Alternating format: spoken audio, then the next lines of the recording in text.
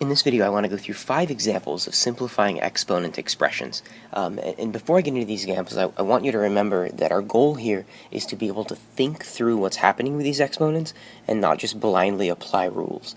So as you're working through these, make sure that you're getting the mechanics right, that you're doing the math right, but that you're also not just using rules. You're thinking about what these exponents are doing, and you're thinking about how that's allowing you to count factors. So let's get into this first example. So example number 1, I want to simplify this expression, right? And many of you may already be thinking about distributing. I don't want us to be talking about distributing powers. Distribution happens when we do this. 3 times x plus y. Sure, we'll distribute the 3 in here. We don't distribute powers. What I want us to think about here is I want us to think about, what does this third power mean? It means I have 3 of these expressions, right? It means that I have negative 2x to the 5th y, and then another 2x to the 5th y, and then another negative 2x to the 5th y. Like, that's what that power means. And so in practice, what this means is indeed I will have 3 negative 2's, 3 x to the 5ths, and 3 y terms. And so what we can do is we can apply that power to each of the factors in our expression. From here, we can simplify each one of these things. We know that negative 2 to the 3rd power is negative 8. We know that x to the 5th raised to the 3rd power, that's going to give me a total of 15 factors of x. And our last one, y to the 3rd, this is, y to the 1st, but I don't even need y to the 1st. This is y to the 3rd power. There are 3 y's. And so this is what we'll end up with for our simplified expression. So again, at the end of this thing, I don't want us to just distribute the 3rd power in, because we don't distribute powers.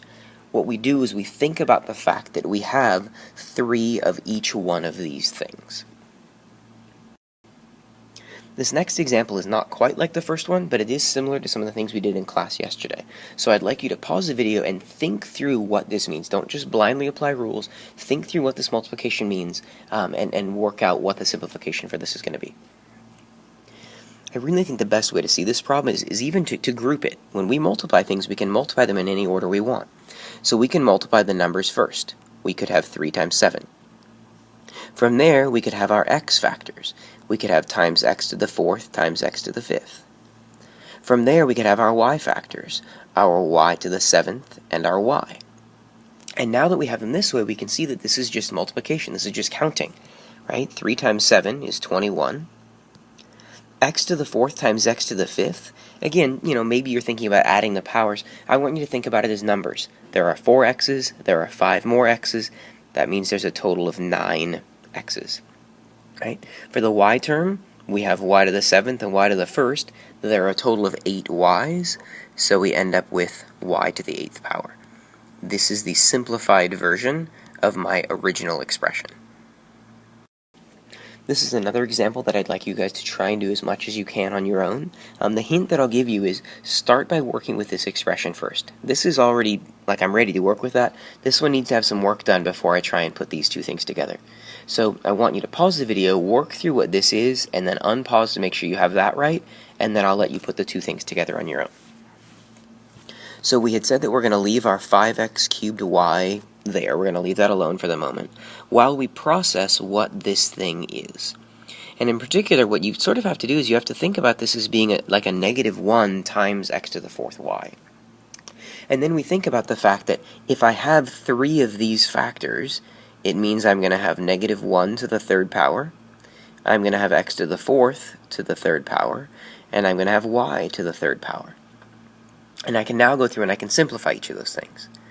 So again, I'm going to write my 5x cubed y again because I'm not ready to work with that yet.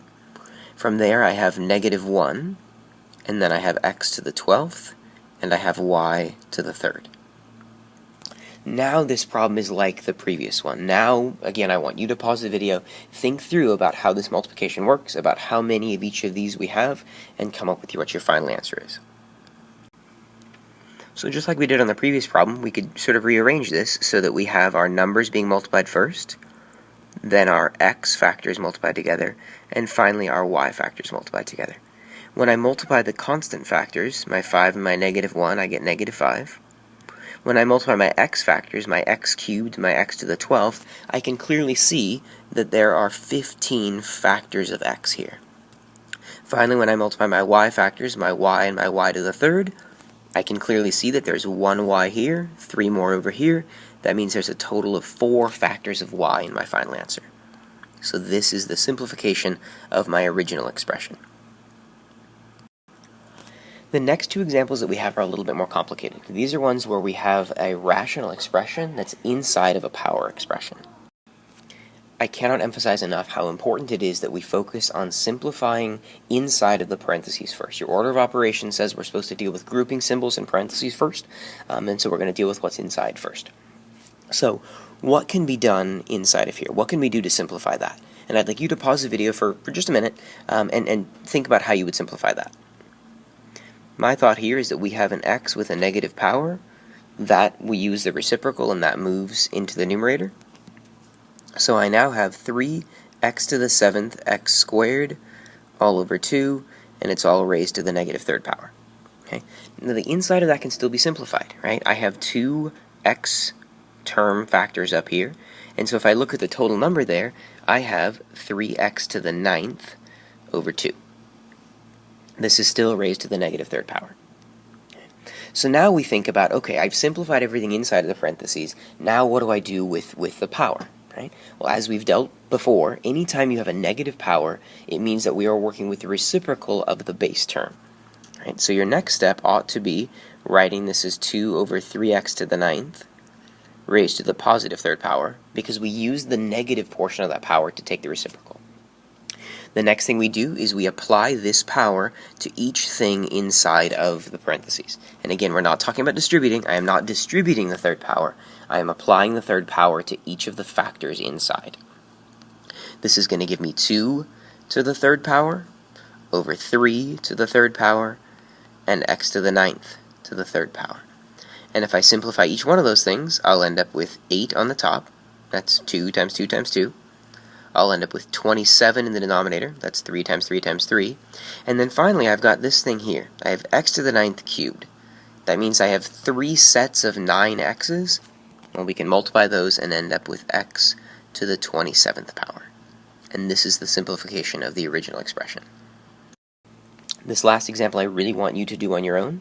So at the very least, I want you to pause the video and simplify what's inside of here first. Feel free to check back and make sure you have that right before you square it, but first simplify what's inside. So I have negative powers. I'm going to deal with those first. I have 15 and I have 9. I have x and I have x cubed. But these two expressions both have negative powers. We know that a negative power means that I'm working with the reciprocal of that factor.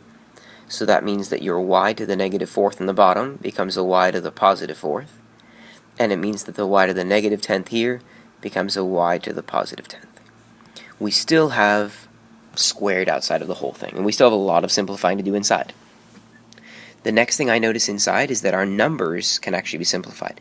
These can both be divided by 3, which leaves me with 5 in the numerator and 3 in the denominator.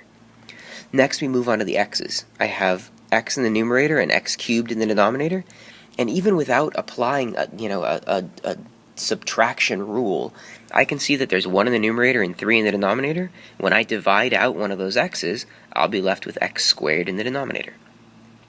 Finally, I have y to the 4th and y to the 10th.